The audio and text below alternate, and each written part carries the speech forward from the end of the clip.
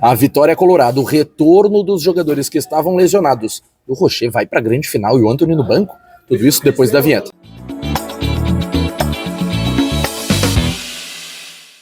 Mas antes, me segue aqui no @BrunoAbchecker, deixa o teu like e compartilha com o pessoal. Fez isso? Então vamos de informação. Pra gente falar sobre a vitória colorada. 2-0 consistente, não sofreu riscos para a partida e desta maneira acabou garantindo a vantagem para o próximo domingo, às 4 horas da tarde, no estádio Beira-Rio. Colorado que contou com o retorno de Alan Patrick no time titular, e o Roger disse que isso aconteceu porque não tinha os reservas.